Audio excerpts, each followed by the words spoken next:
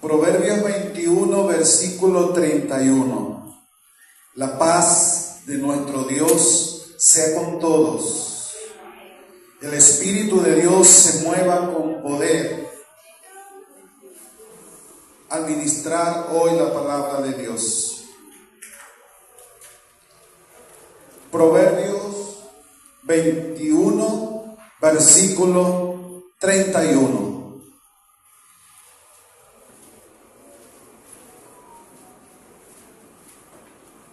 La palabra de Dios dice: el caballo se alista para el día de la batalla, mas Jehová es el que da la victoria. Además de amén, usted debiera decir aleluya, gloria a Dios. Así que yo lo voy a leer porque era ese el ensayo. Ahora vamos de lleno.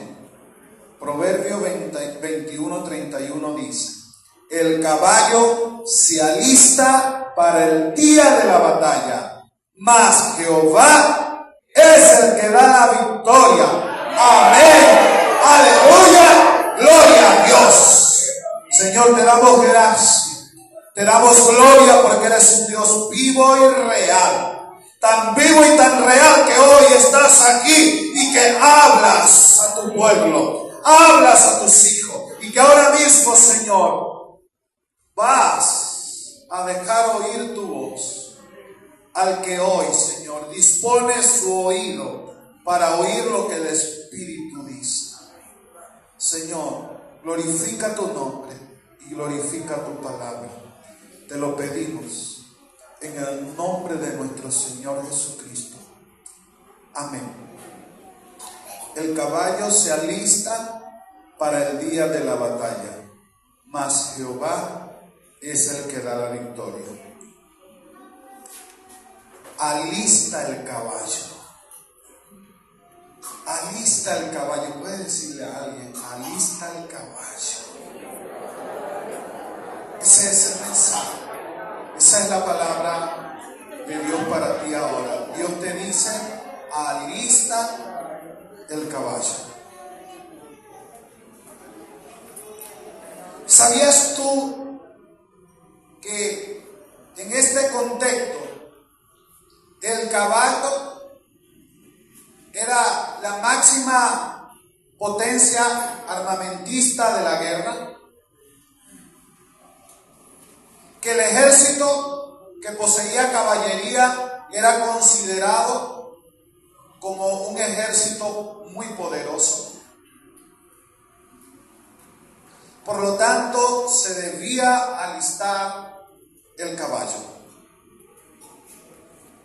Y había que hacerlo para el día de la batalla. El cristiano, el Hijo de Dios, confronta día a día batallas, luchas, combates. El apóstol Pablo, ya finalizando su jornada aquí en la tierra, dijo: he peleado la buena batalla.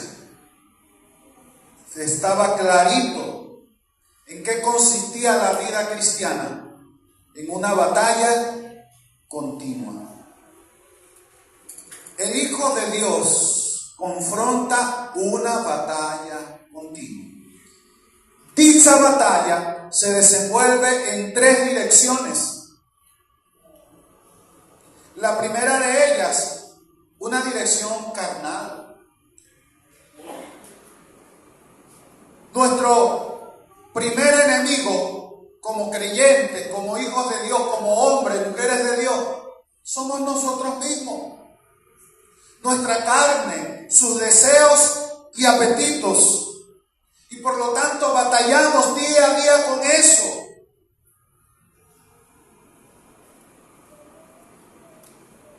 Primera de Pedro 2:11, yo voy a leerlo, usted puede tomar la cita y luego en casa ubicarlas con calma. Primera de Pedro 2:11 dice: amados, yo os ruego como a extranjeros y peregrinos que os abstengáis de los deseos carnales que batallan contra el alma. Esos deseos carnales que batallan contra el alma. Hay deseos carnales que se constituyen en nosotros una batalla continua.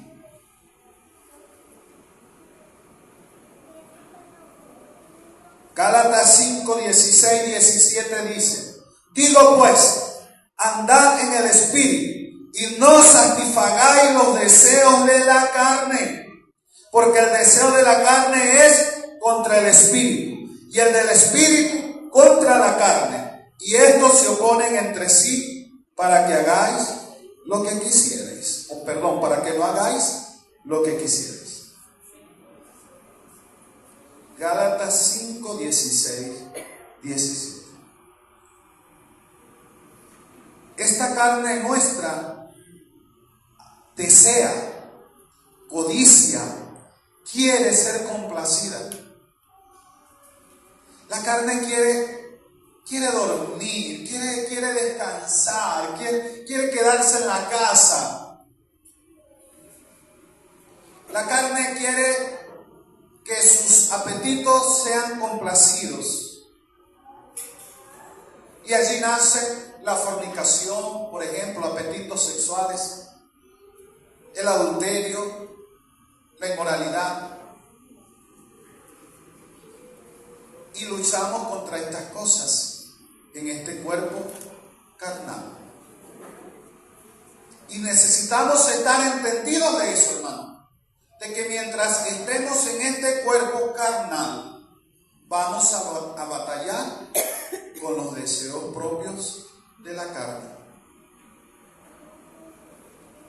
Hace algún tiempo, hermano, una pareja pidió hablar conmigo, y era una pareja de ancianos que acudió para una atención espiritual desde otro lugar, y yo quedé, hermano, impresionado, porque es una pareja cuyo hombre y mujer pasan de los 70 años de edad, y vinieron a mí para consejería y oración por una situación de infidelidad. Más de 70 años de edad.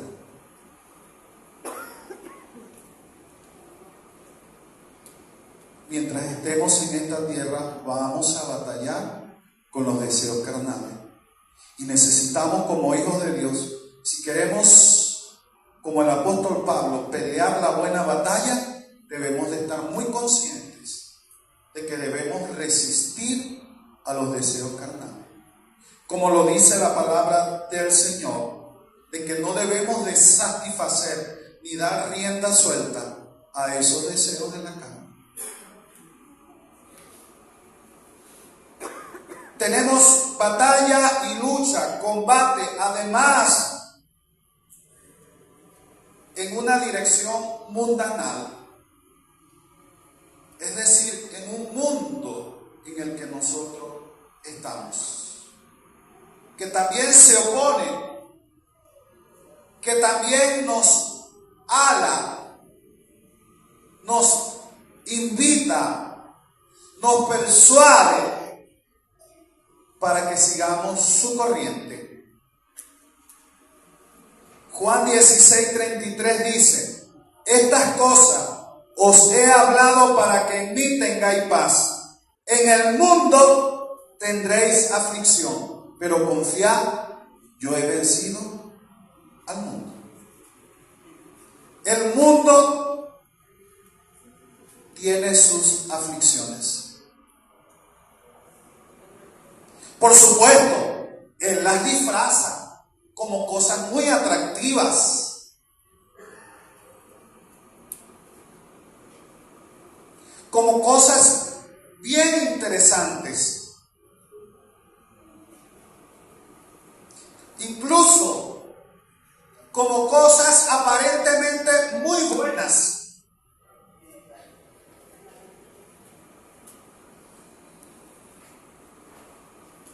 Santiago 4:4 dice: oh almas adúlteras, ¿no sabéis que la amistad del mundo es enemistad contra Dios? Cualquiera pues que quiera ser amigo del mundo se constituye en enemigo de Dios.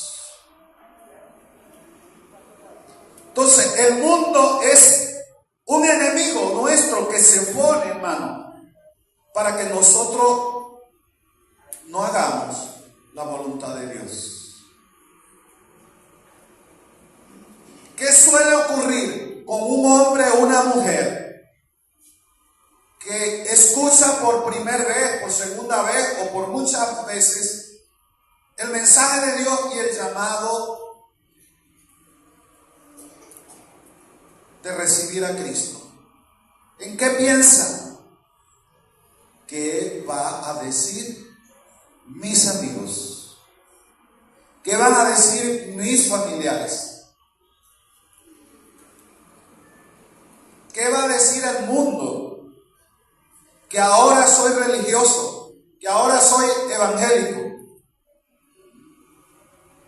Vean que es una fuerza, el sistema donde nosotros nos movemos. La presión, por ejemplo, de los compañeros de trabajo, los chicos, de los compañeros del liceo. ¿Qué van a decir mis amigos? ¿Qué van a decir mis compañeros de trabajo? Y a veces entonces eso hace que vivamos como un cristianismo a la secreta, a la escondida.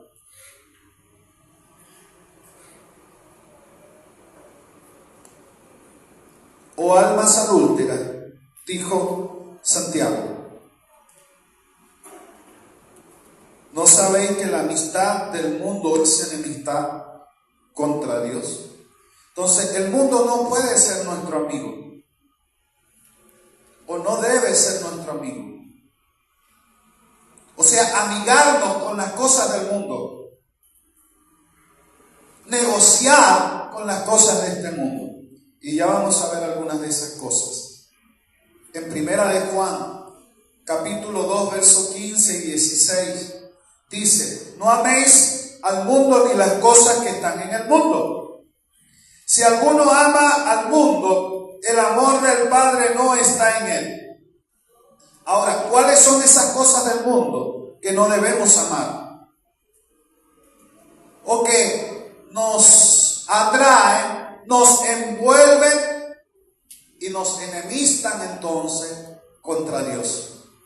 Versículo 17 de Primera de Juan 2 dice: porque todo lo que hay en el mundo, los deseos de la carne, que ya lo mencionamos, los deseos de los ojos y la vanagloria de la vida no viene del Padre, sino del mundo.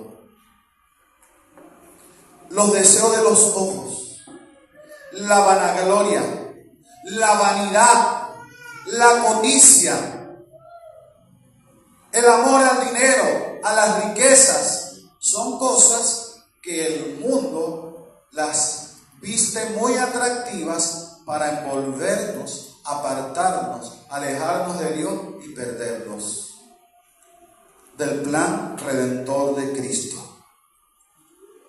Entonces, tenemos una batalla continua, día a día, con esta carne, con el mundo que nos rodea. Y para completar el asunto, tenemos una batalla espiritual. Efesios 6, 11 y 12 dice: vestíos de toda la armadura de Dios, para que podáis estar firmes contra las acechanzas del diablo. Porque no tenemos lucha contra sangre ni carne, sino contra principados, potestades, huestes espirituales de maldad, gobernadores de este siglo.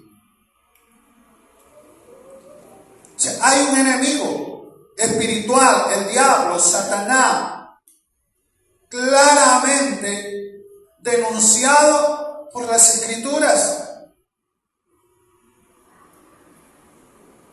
Y también debemos de estar conscientes contra ese enemigo. sus armas, sus artimañas, como lo describen las Escrituras. Entonces, dígame si un cristiano, un verdadero hijo de Dios, no vive cada día una batalla permanente, una lucha, un combate. Ahora, mis amados hermanos, amigos, hoy Dios nos dice, el caballo se alista para la batalla. Ya vimos el escenario de las batallas, en los ámbitos y direcciones que se desarrolla dicha batalla. Entonces el caballo se alista para esas batallas, mas Jehová es el que da la victoria. Ahora, no andamos asustados, no andamos derrotados, no andamos todos moreteados, porque Jehová nos da la victoria. Porque en el Señor tenemos la victoria. Amén. Amén. ¿Usted está en victoria? Amén. ¿Usted realmente está en victoria? Amén. ¿Cómo se ganan las batallas? ¿Cómo ganar las batallas en estas direcciones? De manera muy sencilla y práctica, el Espíritu, a través de la inspiración en el sabio Salomón, hoy nos da unos consejos muy prácticos y sencillos de cómo ganar las batallas en dichas direcciones. En primer lugar, el caballo se alista. Hay que alistar el caballo.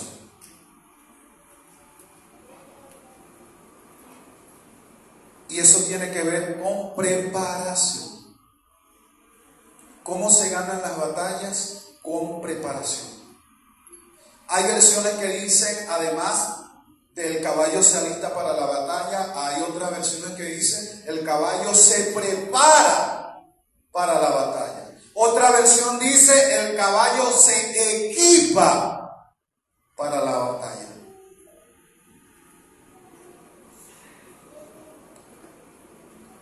Para vivir la vida cristiana en victoria debemos prepararnos.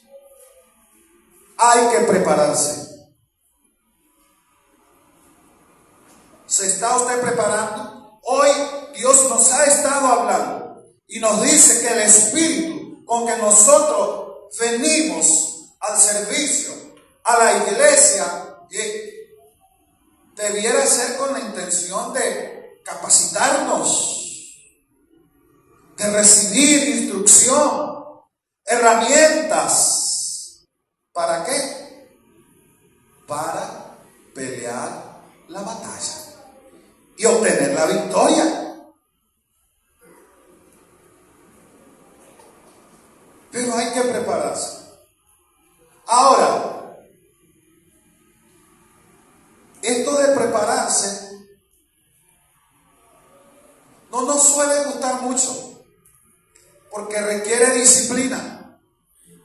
La verdadera preparación requiere disciplina, requiere esfuerzo, exige. Y a muchos de nosotros nos hemos criado un tanto liberal que nos gusta hacer lo que nos da la gana. Y damos hasta cierto punto, pero que no nos aprieten mucho y nos exigen mucho. Cuando un caballo se prepara, lo primero que se hace al colocarle la silla es que se toma la cincha y se le aprieta bien apretado. Así que al finalizar el servicio de administración es que vamos a apretar la cincha. Y cuando se le aprieta la cincha, que es el amarre que se le hace por debajo de la barriga al caballo y que abraza toda la barriga y el costillar del animal, cuando se aprieta, eso se ajusta muy bien y el caballo suele hacer cuando se le aprieta la cincha. Así que no me extrañe que algunos me hagan cuando le eche una apretada de cincha. Y está está bien, Señor, yo entiendo que es parte de la reacción del caballo. Pero si realmente usted quiere ganar batalla, tiene que prepararse.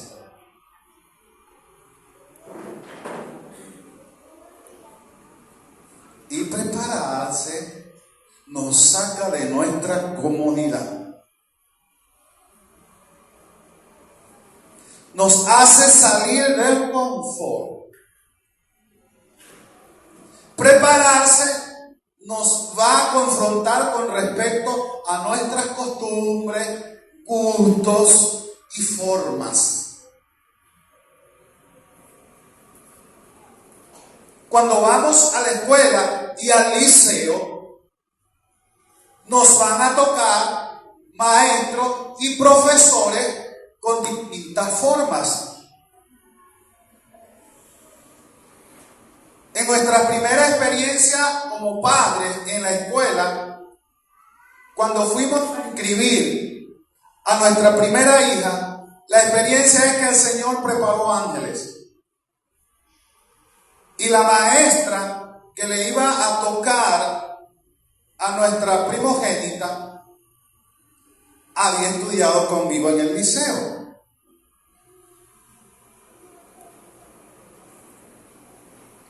Así que fue una experiencia espectacular. Y era una maestra muy dulce, muy comprensiva, que le aguantó cachetadas a Marián porque le gustaba dar cachetadas de niña. Y después es que ella nos dijo, ay, Marián cachetea duro. Pero luego cuando pasa al segundo nivel, hermano, le tocó una maestra que desde que uno entraba a la puerta de la escuela se le escuchaban los gritos.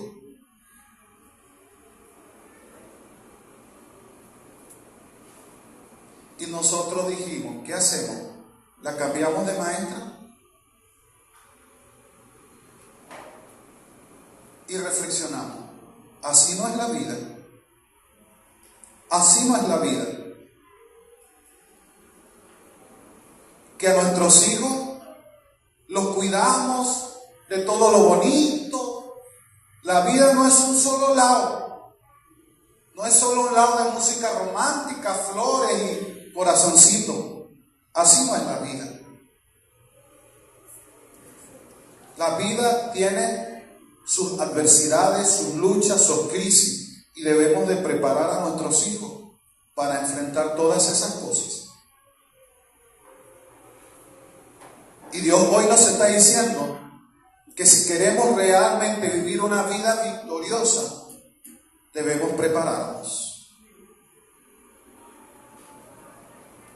Y estar preparado, hermano, para una vida tranquila, sin dificultades, pudiera ser algo bien interesante. Pero ¿qué cuando viene la adversidad? ¿Qué cuando hay necesidad? ¿Qué cuando vienen los problemas? ¿Estamos preparados para eso? Unos novios que se van a casar, hermano, ellos pueden casi jurar que todo va a ser tan lindo, porque ay, es que es tan hermoso, es que es tan lindo, es que ella es tan dulce, es que hasta me gusta cuando está brava, te ves linda cuando estás brava, le dicen. Pero cuando agarramos carretera de matrimonio, entonces, cuando se pone brava ya como que no es tan linda.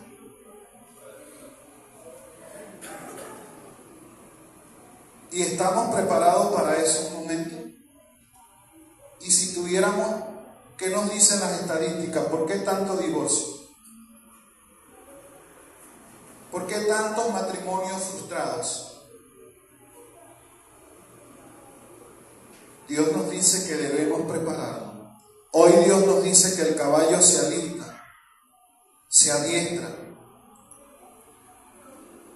y debe de hacerse bien, porque es para la batalla.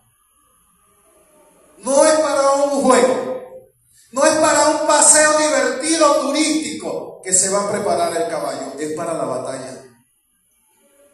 Es decir, que la vida del jinete depende de la preparación del caballo.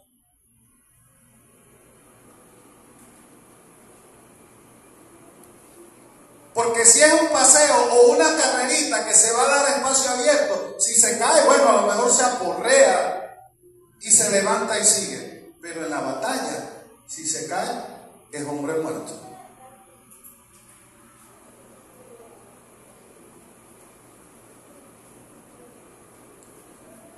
Entonces, hay que prepararse bien, mi hermano. Y no se trata que la preparación es solo para el pastor o el líder. Todo hijo de Dios debe prepararse. Debe de vivir en una preparación continua y permanente.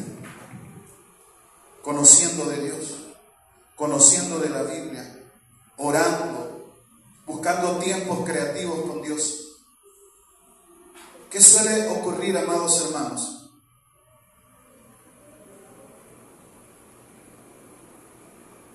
Con nosotros.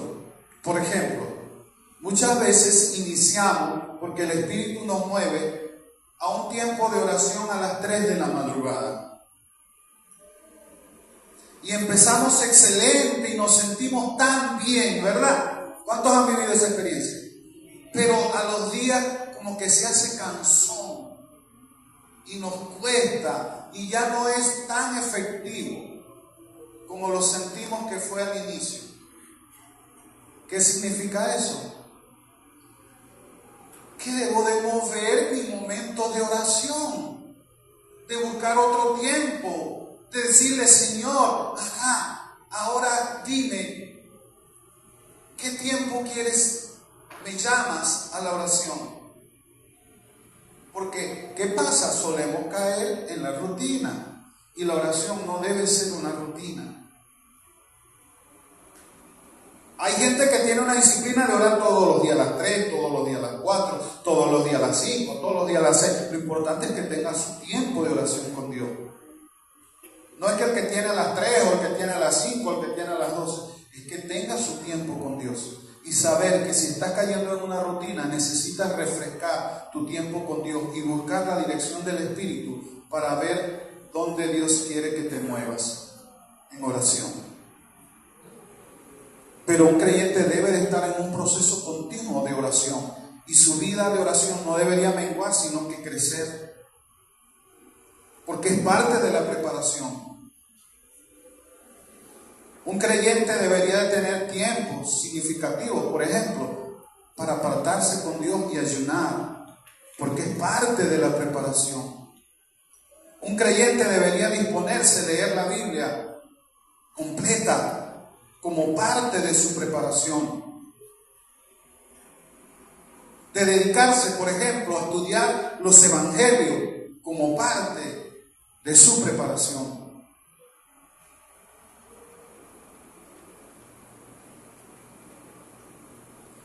Alistar el caballo requiere responsabilidad y trabajo arduo. Porque fíjense, el verso dice, el caballo se alista para el día. Y eso es bien interesante, eso es muy importante. Se alista para el día, no en el día. No es esperar el día de la batalla para comenzar a alistar el caballo. Y eso nos suele ocurrir mucho a nosotros, por la falta de disciplina, de compromiso y responsabilidad con Dios y con nosotros mismos. Que corremos entonces a orar y queremos leer la Biblia, cuando ¡pum! Tenemos la batalla encima, tenemos al enemigo encima, tenemos el problemón encima. Entonces, requiere responsabilidad y trabajo arduo antes de la batalla, antes de que vengan los problemas, antes de que venga la adversidad. Nos preparamos de tal forma que el día que viene, llega el día, estamos preparados. El caballo está listo. Entonces quiere decir que no se trataba nada más de colocarle los zaperos al caballo, de vestirlo para la batalla. Se trataba era de capacitarlo, de adiestrarlo. Del jinete compenetrarse con el animal.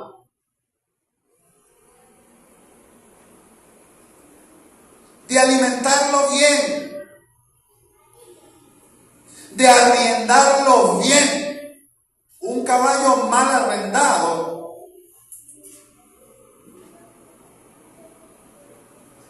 arrendar significa que responda con prontitud a las riendas, a los zaperos,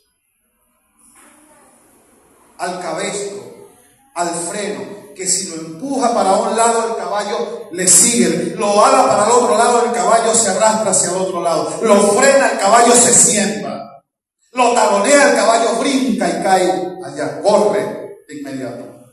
Eso es alistar al caballo, adiestrarlo para la batalla. Hay caballos tan adiestrados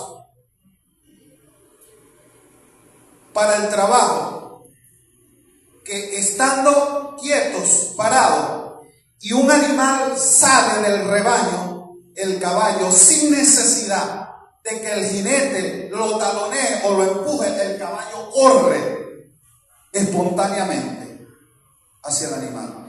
Que si el jinete no está preparado, se queda en el aparato, lo tumba, se cae.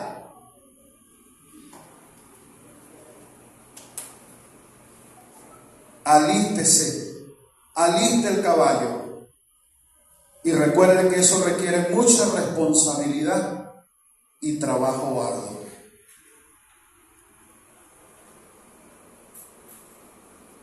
Amansar un caballo no es solo montarlo y que él deje de corcovear. Luego viene el trabajo arduo de arriendarlo, que el caballo responda a los al cabestro, al freno, que obedezca y lo haga bien. Debemos responsabilizarnos por nuestro crecimiento personal, por nuestro crecimiento espiritual. Cada uno de nosotros debemos de ser responsables delante de Dios y con nosotros mismos de nuestro crecimiento espiritual. Además de venir al servicio, recibir la administración con un espíritu de aprender, de humildad, diligente, es continuamente en la semana escudriñar, repasar, leer, buscar qué significa esta palabra. A veces el Espíritu pone, hermano, un pensamiento, una frase bíblica, y esa es una invitación para que nosotros escudriñemos, busquemos en la Biblia, con herramientas, qué Dios quiere decirnos, qué Dios quiere mostrarnos.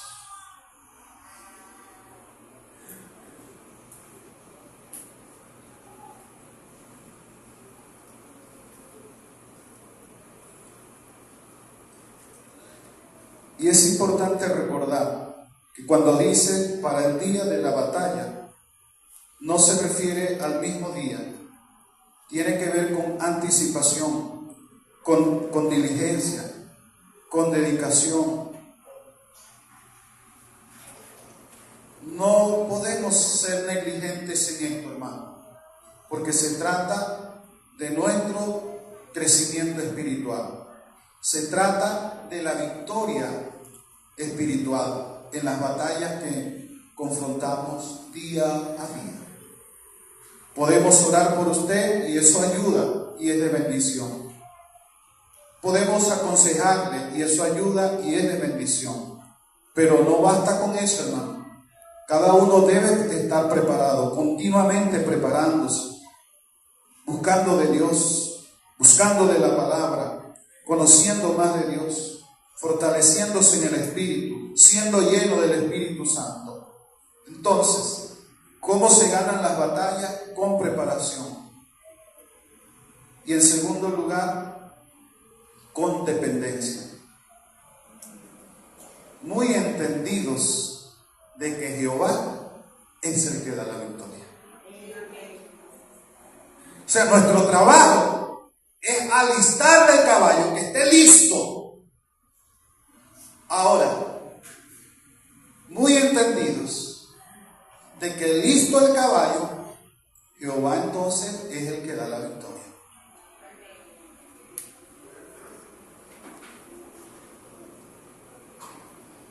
Es estar consciente que más allá de todo esto, no se trata del caballo, se trata del Señor.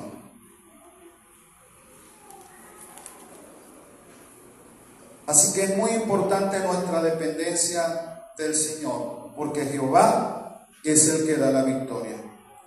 Esto significa confiar en la soberanía de Dios y en su plan para con nosotros. Es decir, en el plan de Dios, no en el nuestro. Nos alistamos, nos preparamos, tenemos un plan, oramos por ese plan, pero consciente de que Jehová es el que da la victoria. Consciente de que si ese plan no se ajusta al plan de Dios, entonces que se haga su voluntad. Esta semana me ministraba mucho escuchar a un pastor decir que uno de los sueños más grandes que tenía el apóstol Pablo era ir a Roma. Y cuando nosotros leemos el libro de los Hechos y otras de las cartas del apóstol Pablo, se encuentra allí el deseo, la intención en el corazón del apóstol Pablo de ir a Roma a llevar el evangelio, a predicar el evangelio.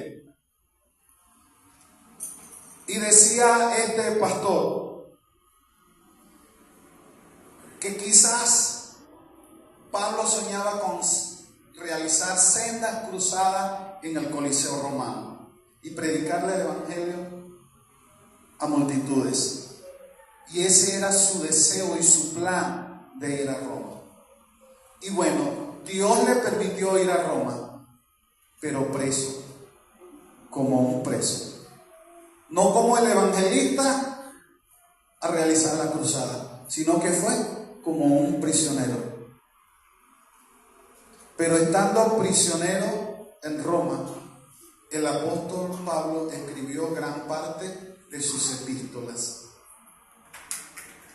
Cosa que no hubiese hecho cumpliendo con la agenda de cruzadas en el Coliseo.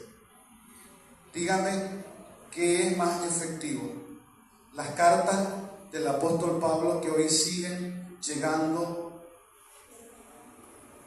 al mundo entero, palabras que siguen transformando, cambiando y salvando almas, o aquellos mensajes en la cruzada del Coliseo. Dígame cuál es el mejor plan, aunque no lo entendamos. Aunque quizás no se ajuste al plan nuestro. El plan de Pablo era ir a Roma, tal vez en avión, cómodo, pero fue como un preso. Pero ahí estaba el plan de Dios. Entonces, mis amados, es confiar en la soberanía de Dios y que Dios tiene un plan.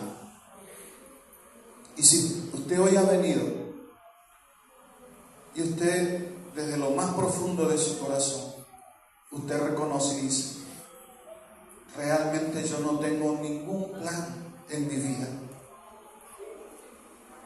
Metas que van y vienen, pero no tengo un plan para mi vida. Yo le quiero decir que bueno, Dios tiene un plan para su vida. Dios sí tiene un plan. Dios sí tiene un plan, y lo bueno es que ese plan sí se cumple.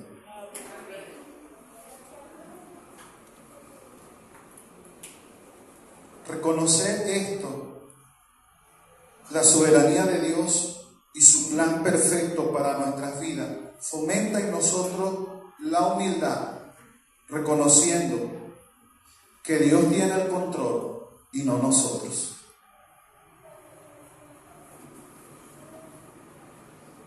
Y eso nos permite rendirnos a Él. En cualquier circunstancia que estemos atravesando, decirle: Señor, yo me rindo a ti. Reconozco que tú eres soberano, que tú tienes el control.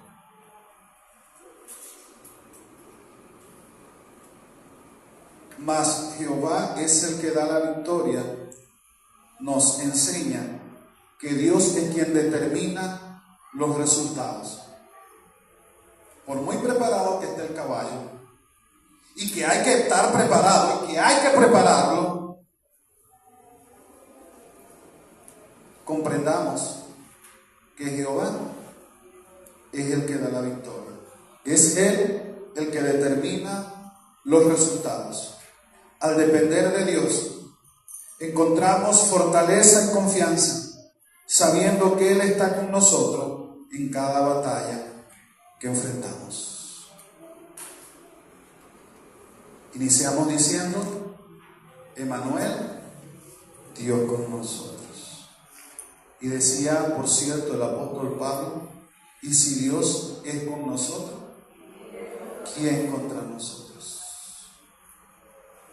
Pero recuerde, en el marco de su plan, de su voluntad, Emmanuel.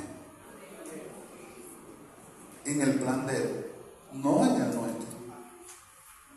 Porque si el nuestro no tiene nada que ver con su plan y su voluntad, no nos puede Él dar la victoria. Nuestra victoria está y radica en la voluntad y el plan de Dios para nuestras vidas. Quisiera finalizar citando un ejemplo del Antiguo Testamento de un jovencito que entendió muy bien esto,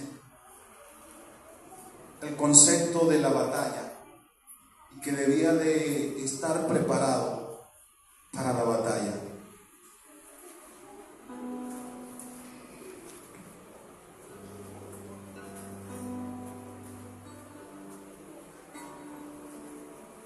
Trata de el joven David, el rey David, y cómo enfrentó al gigante Goliat. Cuando el ejército de Israel estaba asustado, estaba escondido por las amenazas continuas de este gigante Goliat, vino un muchacho, un jovencito, para enfrentar a ese gigante, con el coraje y la valentía de enfrentar a ese gigante. Pero este jovencito y este muchacho no venía con una ilusión,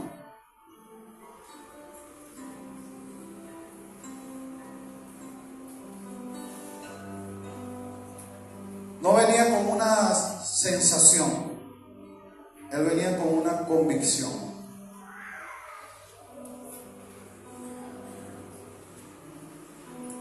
A enfrentar esta batalla y a este enemigo. Ahora, ¿de dónde este jovencito saca todo este coraje, toda esta gallardía, toda esta valentía para enfrentar a ese gigante? Cuando Samuel, el sacerdote Samuel, fue a ungir al nuevo rey de Israel, porque había sido desechado el rey Saúl, y fue a casa de Isaí porque Dios le indicó que allí en la casa de Isaí estaba el nuevo rey. Cuando llega y le participa a Isaí, el padre, cabeza de aquella casa, de aquel hogar, que ha venido para ungir al nuevo rey de Israel. ¿Qué hizo Isaí? Buscó a su primer hijo, a Eliab, y lo trajo de él. Samuel, inmediatamente el Espíritu le dijo: este no es. Así que Isaí corrió y trajo al segundo hijo, al tercero, al cuarto, al quinto, al sexto, al séptimo, y el Espíritu ninguno es. Y Samuel le dice: ¿estos son todos? E Isaí le responde: queda aún el menor, que apacienta las ovejas. ¿Dónde estaba David? ¿Dónde estaba el menor? Apacentando las ovejas. ¿Dónde estaba el menor? De acuerdo al mensaje de hoy, preparándose. ¿Dónde estaban los otros? ¿Dónde estaban los otros hijos? En la casa.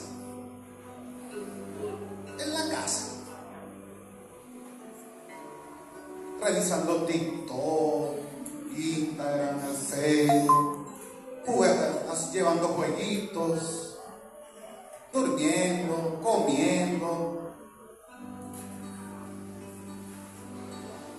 en ocio, o metido en sus cosas personales, en sus propias ocupaciones. Pero el menor estaba preparándose, trabajando, apacentando ovejas.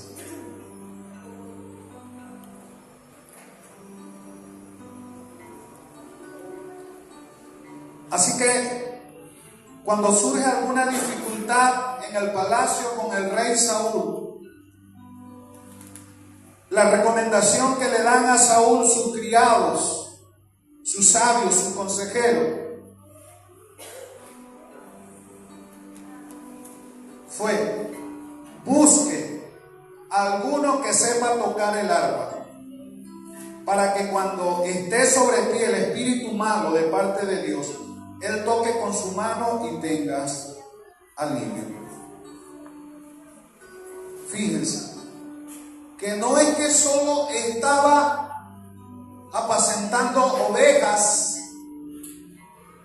Saúl, sino que además en esos tiempos de apacentar ovejas, ¿qué estaba haciendo, David? ¿Qué estaba haciendo?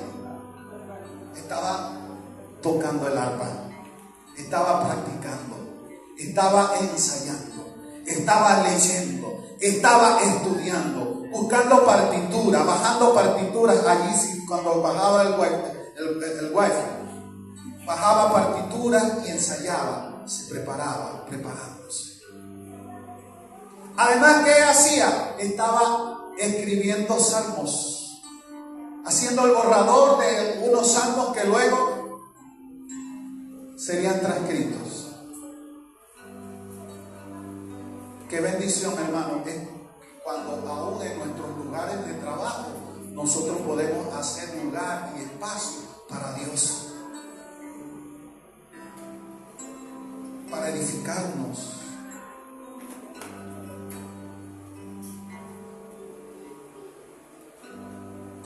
para alimentarnos, para prepararnos.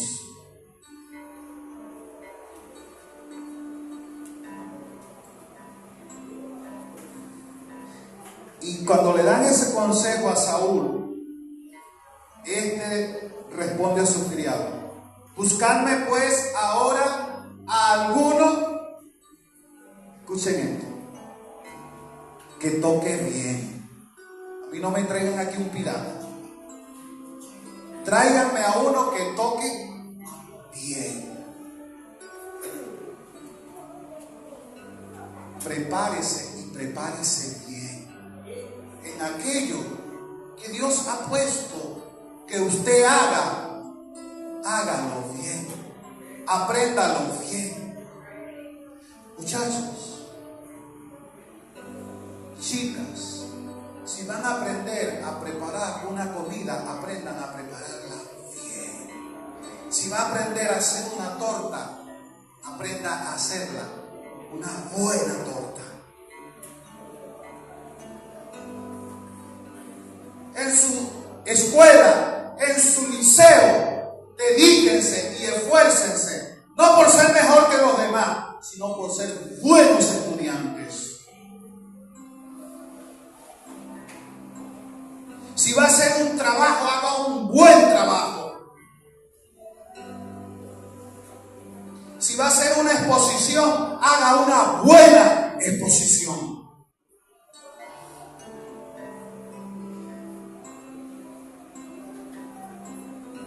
Vamos a hacer las cosas bien. Si vamos a barrer la iglesia, vamos a barrerla bien. Vamos a limpiar el techo, las paredes. Vamos a hacer las cosas bien.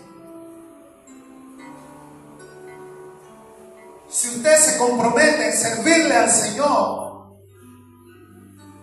hágalo bien, sírvale bien al Señor. Si usted se comprometió en ser un líder, un maestro, un diácono, trabajar en el servicio, en la cocina, hágalo bien. Y hacerlo bien tiene que ver con excelencia y con responsabilidad. Hermanos, hay gente que son muy buenos, pero son muy inconstantes. Son como las ondas del mar.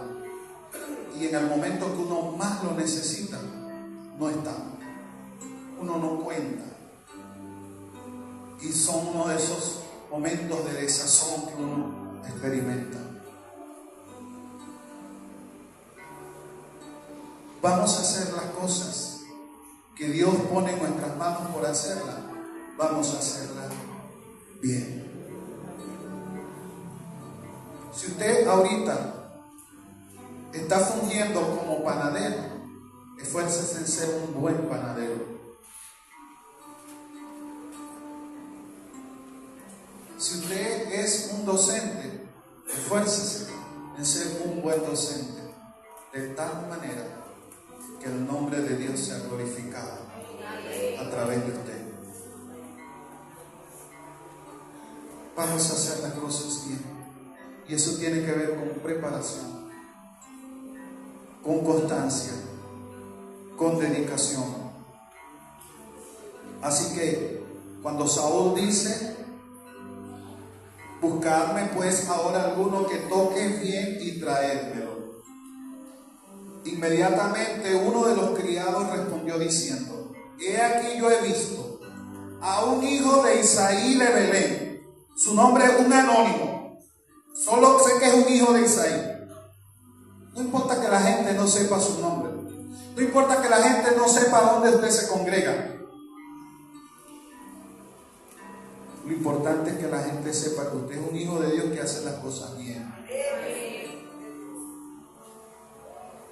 He aquí yo he visto a un hijo de Isaí de Belén que sabe tocar y es valiente y vigoroso y hombre de guerra, prudente en sus palabras y hermoso. Habrán algunos que dicen: bueno, a menos eso yo tengo, es lo que tengo. Otros dirán: bueno, eso es lo que me falta, pero gloria a Dios. Y Jehová está con él, y eso es lo que no debe faltar. Y Jehová está con él, porque Jehová está con los esforzados, porque Jehová está con los diligentes, porque Jehová está con los que se preparan, porque Jehová está con y está mirando al corazón de aquellos que deciden y se esfuerzan por hacer las cosas bien. Aleluya, gloria a Dios. Vive Cristo. Alista el caballo. No más negligencia, hermano. Nosotros, les he compartido antes, que hicimos hace algún tiempo una formación, un diplomado sobre liderazgo como visión bíblica. Y uno de los profesores expresaba en una de las conferencias que en la vida del cristiano no hay tal cosa como vida secular y vida cristiana. Que en un verdadero hijo de Dios no hay tal cosa. ¿Verdad que hemos aprendido el lenguaje? No, la vida secular. Y eso a mí me quedó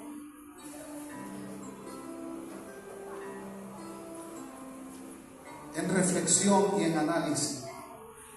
No hay tal cosa como vida secular y vida cristiana.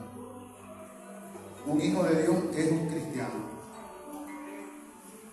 Es un hombre de Dios, es una mujer de Dios. No tiene una vida secular y una vida cristiana, porque eso es dualidad. Porque eso es doble vida entonces. Un verdadero creyente, un verdadero hombre de Dios, una mujer de Dios, un joven de Dios, es luz y es sal donde quiera que esté. Refleja el carácter de Cristo en todo lugar. No hay como se quita el chip de vida cristiana y va al liceo como un mundano secular. O como un hombre que viene a la iglesia con el sí cristiano, pero cuando sale se lo quita y ya el día de mañana, el lunes, va a su lugar de trabajo como un mundano cualquiera a trabajar. No hay tal cosa en un verdadero hijo de Dios. Somos hijos de Dios. Somos hombres y mujeres que tememos a Dios, que queremos vivir y hacer su voluntad aquí en la tierra. Que queremos vivir una vida victoriosa y que es el anhelo de Dios para nuestras vidas, que vivamos una vida victoriosa. Si supiéramos con mayor profundidad cuánto anhela Dios que nosotros vivamos una vida victoriosa. Que vivamos de triunfo en triunfo y de gloria en gloria. Ese es el anhelo y el plan de Dios. Ahora, ¿por qué pareciera ser que no estamos viviendo a ese nivel la vida cristiana? No vemos tantas victorias, tantas glorias ni tantos triunfos en ciertas áreas de nuestras vidas. Porque, amados hermanos, quizás estamos fallando en cosas tan fundamentales y esenciales como es vivir bajo una preparación continua y estar mucho más conscientes de nuestra dependencia del Señor. Dios nos ayude, hermano, y su palabra hoy pueda traer revelación, dirección y traer luz a nuestra alma, que disipe tinieblas y oscuridades en el alma que precisan y necesitan que la palabra de Dios penetre y cumpla propósitos en nosotros. Que el Señor nos ayude, que el Señor te ayude, hermano, hermana, joven, que Dios te bendiga, que su palabra se haga viva en ti y muy eficaz. Señor, te damos gracias en este momento